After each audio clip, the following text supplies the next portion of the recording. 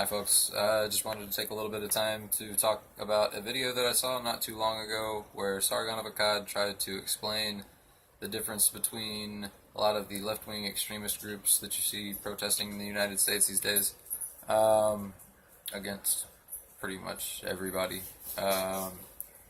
He was talking specifically about Antifa and a lot of the anarchist Black Bloc movements that have been popping up here and there. And I felt like his description of anarchism was lacking the typical understanding of what anarchism really is about. That, obviously, like I said, it's a typical misunderstanding. A lot of people seem to miss the mark on even a lot of anarchists, or people who call themselves anarchists. And so I'm going to be talking a little bit about that today. Thank you for joining me. I've got a link to his video in the description below, and I encourage you to go check out the video because I do respect man's opinions on a lot of things and a lot of the other points that he's brought up in a lot of his videos. But this was just something that I felt like needed to be brought up. Anyway, the point that this all kind of pivots on is that anarchism is not your typical political philosophy that is a prescriptive philosophy, meaning that it suggests the way that the world should be, or that something needs to be done in order to correct something. Anarchism is a descriptive political philosophy, meaning that it describes a way that things are, or just a descriptive philosophy in general.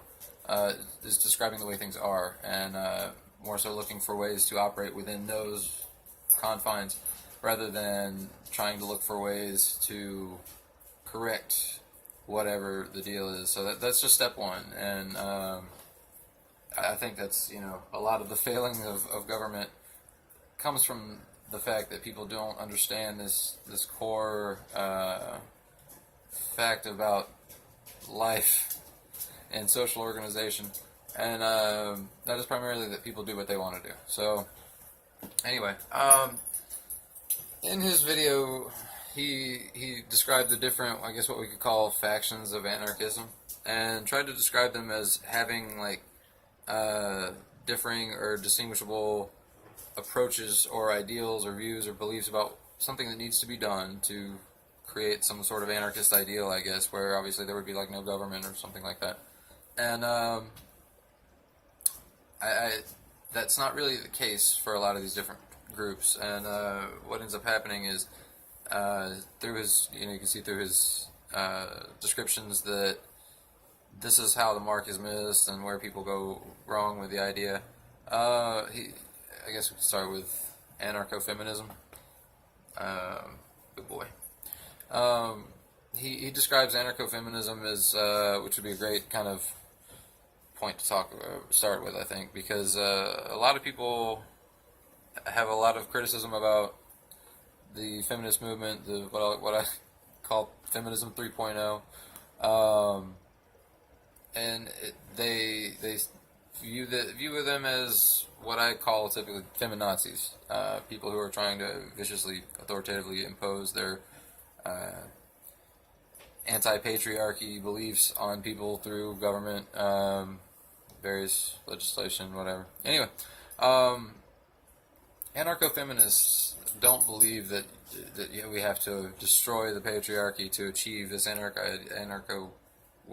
anarchist ideal. I'm sure that there are some people who identify as anarcho-feminists that do believe that, or would tell you that, or sum up their beliefs as such, but the deal really more so is that it's sort of the opposite of the Femi-Nazi.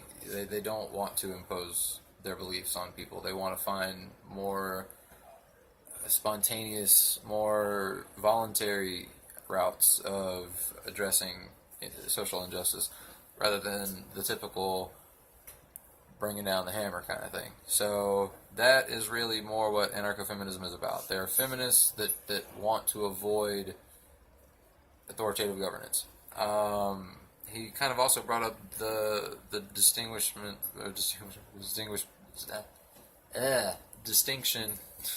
between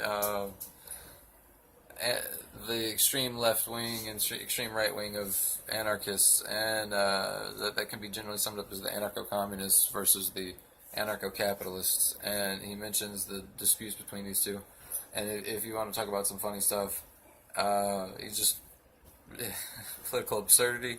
Oh my God! Just wait till you go look at some of these arguments between ANCOMs and ANCAPs, and look at people. Look at how far people will go to try to explain to each other, try to tell each other how to not govern other people. I mean, let that sink in for a minute, okay?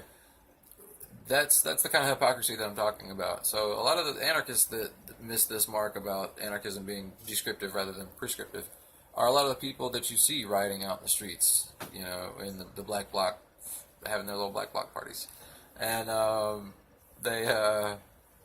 that's just kind of what happens when you have this sort of foolish idealism and total lack of real world experience and understanding to back it up. You know, so he goes on to describe anarcho-primitivists, and I don't really. I mean, while I know that there are some people out there that believe that technology is the downfall of social organization, I really like they're. These are more just people who want to be left alone. Like, seriously, just leave them alone. Like, they're not homeless. They're homeless for a reason. They live in a. Just let them go out into their treehouse somewhere and leave them alone. Right? They smell. You don't want to deal with them. Trust me. And any kind of food you might want to offer them is. So they'd probably be very suspicious of it. So. They don't want to impose this on you, and that's the point. Is they don't feel like there's a. Maybe some of them, I'm sure, do feel like this, but the general point is that this is a sort of ideal to strive towards, and that anarchism is just kind of the backbone of that. And not anarchism, obviously, in the sense that people generally think of anarchism as like chaos and craziness, but anarchism in the form of spontaneous organization and such, like. He talks about the anarcho-syndicalists a little bit. He mentions the anarcho-syndicalists, and I didn't even know that those people really existed anymore. But and I'm sure that there are people that identify as anarcho-syndicalists. But I thought that was really just like a Spanish Civil War thing, where people were kind of responding to Mussolini's fascist syndicalism, corporatism. But I don't. Maybe there are people out there that feel like that is something that needs to happen. But no, like, the thing that I want to point out about his description of the anarcho-communists and the anarcho-syndicalists is that, like, the communists and the Marxists and the anarchists and the First International Workers Union split for a reason. And it's a really kind of important one. Marxism is another ideal that when you look at the writings of both Marx and Engels and Proudhon, both philosophies are descriptive philosophies. Okay, they're trying to describe the way things are happening. Like, Marxism is not. I used to be a Neo-Marxist myself, and I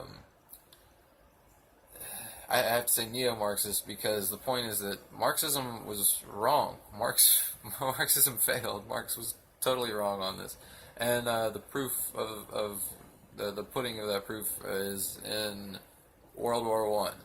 He thought that there was going to be a huge socialist uprising where the workers were going to get together and take down the bourgeois upper class, ruling class, and take over the factories and spread the wealth. And obviously that didn't happen because of nationalism. So there's a lot of other factors and stuff, but mostly people just were antsy to fight about some bullshit, and flags was a big deal at the time. So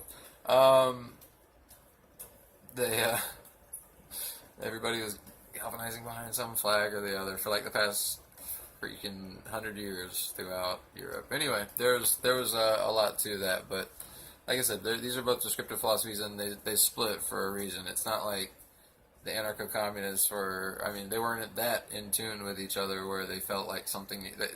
The way he's describing anarcho-communists is more like your typical Marxist that thinks that something is going to be done, more so that, or more like your neo-Marxist that we have to actively take over this. They see it as prescriptive, and it's easy to see it's easy to get caught up in these revolutionary movements like that and see these descriptive philosophies as being more prescriptive when you're caught up in the midst of what's going on, when you feel like you're being a part of this destiny that is being written out right in front of your face. And like I said, obviously it failed, but last he mentions queer anarchism, and I don't even I thought that was maybe just people celebrating being different, like, to the fullest, and I don't know. Anyway, that was my point about the video, and I just kind of wanted to address that when you miss that one point about anarchism, it throws everything else that you understand about it off. And it's not a political ideology, it's an apolitical belief. And it basically is just that people do what they want to do, and that trying to tell them what to do doesn't end well for whoever's trying to do that. Social engineering is better done through spontaneous order. There's a lot of stuff that we can get into with this, but that's another video that I'll do some other time whenever I get the chance to do that. But like I said, we're still working on a lot of the production stuff here, working on putting together a little simple still image animation stuff so that I can kind of crank out some more entertaining videos with a little more regularity and a little more ease, because like I said, still working with limited resources here, and trying to do the best I can with what I got. And thank you for being a part of this along the way. If you would like to contribute to the Patreon account and help me get this thing going so that I can get some more time to dedicate to these videos and all that, it's greatly appreciated. Thank you for joining me again, and y'all have a good one.